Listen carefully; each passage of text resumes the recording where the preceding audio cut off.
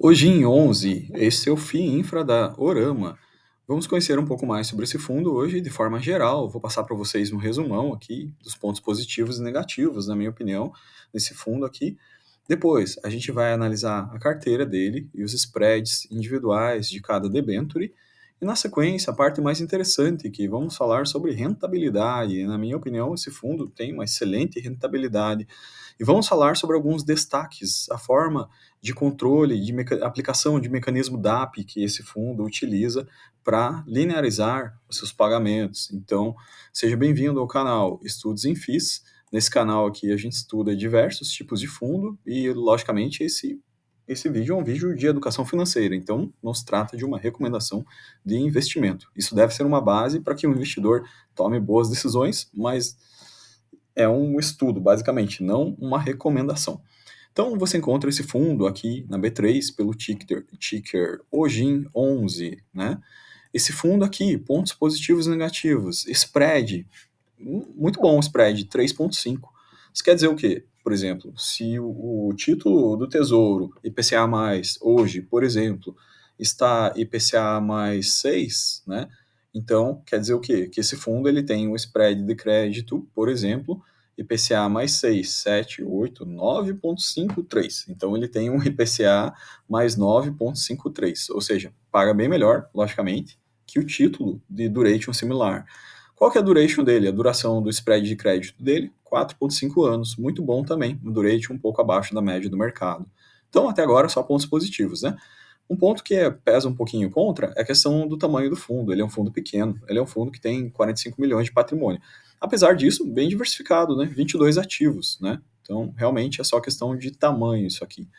Dividendo dele, excepcional, 1,41 no último mês e ainda tem uma reserva de 0,11 por cota. Fantástico. Desconto dele, né? Está trabalhando com desconto de 0,95, um PVP de 0,95 sobre a cota patrimonial. Então, até aqui, basicamente, muitas notícias boas, à exceção do porte do fundo, que é um pouco menor, né?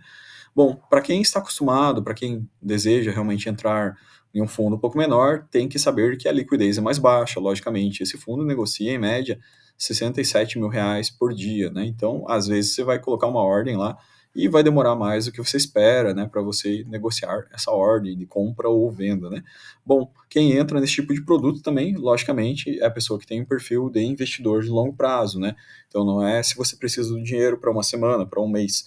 Esses fundos, na verdade, os fundos de infra, os FIPEs, eles são fundos assim que dão realmente uma rentabilidade interessante quando a pessoa está disposta a carregar esse fundo por mais tempo, né? E não fazer trade com o fundo. Então, esse é o ponto. Com relação ao detalhamento da carteira dele, eu achei bem interessante o relatório, pessoal, porque, olha só, ele detalha assim, por exemplo, vamos pegar essa debenture da Enalta aqui. Ele detalha como que foi a evolução do mês anterior para esse, né? Quais foram as contribuições. Então, por exemplo, a debenture da Enalta, ela foi comprada, ela foi encarteirada com IPCA mais 8,7, né? Ou seja, ela está 2,9 acima da NTNB equivalente nesse mês aqui, né? Ah, mas e mês passado, quanto que ela estava? Mês passado, ela estava 4% acima, né? Então, por que que ela caiu 1,1? Por que que agora ela está 2,9? Basicamente, pela subida das NTNBs, né? Então, não foi a debênture que caiu, na verdade, foi a NTNB que ela subiu. Então, o mesmo efeito de marcação a mercado, né? Chamada abertura de curva aqui, é basicamente a subida do juro real. Isso afeta a debênture, porque a debênture ela é marcada ao mercado com base no indicador do juro real. Então, isso aqui afeta diretamente a rentabilidade o spread de crédito da debênture, quando ela é marcada a mercado, né? Então, esse é o ponto. Duration dessa debênture, 3,6. Lembrando que quanto mais curto o duration, melhor. A debênture é menos afetada por variações no juro real, com durations menores, né? Essa debênture representa 6% do PL, né? Então, ele faz esse exercício para todas as demais debêntures. Quem quiser ler com calma aqui, isso aqui tem no relatório, né? Quem quiser dar um print para olhar as debêntures que ele tem aqui, basicamente nenhum ponto de atenção, na minha opinião, com relação às debêntures aqui. Distribuição setorial, bastante água, saneamento e rodovias, quase metade do fundo, eu até coloquei na capa do vídeo aqui, Então, são operações de saneamento e operações de rodovia, que somadas, elas representam basicamente metade do fundo. Aí ele tem mais aqui energia, geração, energia eólica, gestão ambiental, né? Todos os ratings muito bons, como a maioria dos FIINFRAs, né? Basicamente ratings A, nenhum ponto de preocupação aqui também. Então, no geral, e na carteira, o único ponto de preocupação até agora é a questão da liquidez mais baixa, né? Mas para quem quer levar esse ativo realmente como um ativo de longo prazo, esse ponto seria minorado, né? Pelo quê? Pelo potencial do fundo, né? Então, esse é o ponto central aqui. Vamos direto aqui ao que interessa, né? Rendimento. Esse fundo ele está entregando até acima da média dos pares de mercado dele. Apesar de ser um fundo mais novo, percebam que ele tem entregas consistentes e ele não está queimando nem entregando alguma coisa que ele não tem, né? Na verdade, vejam que inclusive está até sobrando caixa nesse fundo aqui, né? Estão sobrando reservas, né? E o fundo tem pago realmente um nível de dividend yield bastante interessante, né? 21 de início, 16, 13, aqui quase 13 também, 14, 18 agora nesse último aí. Então, como é que esse fundo ele está conseguindo segurar esse rojão aí nesse período que as NTNBs vem subindo? Bom, o diferencial desse fundo é o hedge do fundo. Alguns fundos de infra, eles fazem isso, eles trabalham com um mecanismo de hedge. Eu posso citar aqui, a gente viu o caso do CDI, que é um fundo que ele trabalha com hedge. A gente pode citar o SNID, e a gente agora pode citar esse fundo também, o OGIN. Os três fundos trabalham da mesma maneira, ou seja, ele vai lá, a Bolsa de Valores, a B3, e ele vai adquirir um PU neutro de DAP, né, que é uma operação estruturada de Forward Rate Agreements. Então ele vai lá e ele vai comprar essa operação de DAP, que é uma operação estruturada, que como ele bem fala aqui, ela combina os dois vencimentos de contratos futuros de cupom IPCA, né? Um contrato futuro de DAP em natureza de compra ou venda inversa e quantidades calibradas de modo a neutralizar os preços unitários em cada um dos vencimentos.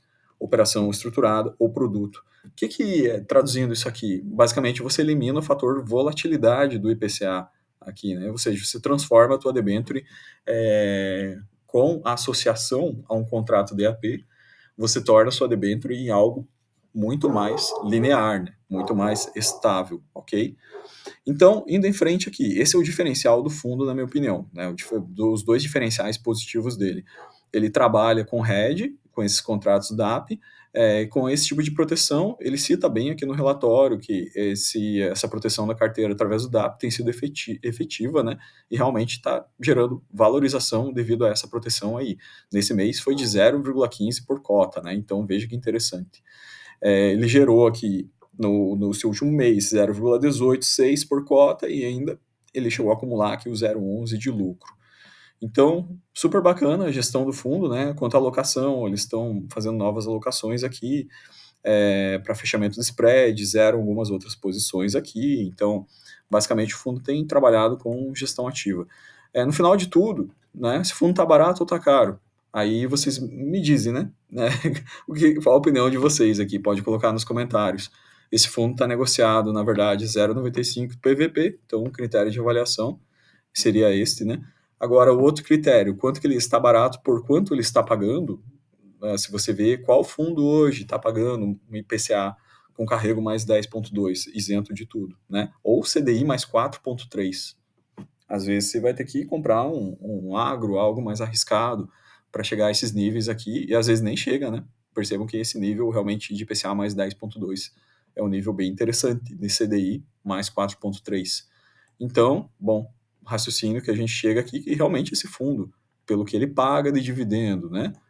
Pelo nível dessa tabela de sensibilidade aqui, valor de cota atual, e por ele usar esse mecanismo de proteção DAP e ter reservas, ele é um fundo que realmente cabe a nós avaliarmos, né? Realmente eu diria que o nível de entrega dele, apesar de ser um fundo mais novo aqui, está bem consistente e regular. Isso aqui a gente percebe que é lastreado pelos contratos DAP também.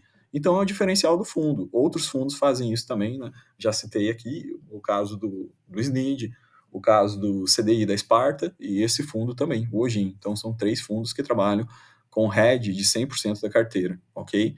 Aqui, para fechar, ele fala das debêntures que mais positivaram ou negativaram dentro do mês, a contribuição, e a cota do fundo segue apanhando, né? Hoje, quando eu vi o fechamento, estava 9,17, né? Então já está mais descontado ainda, né?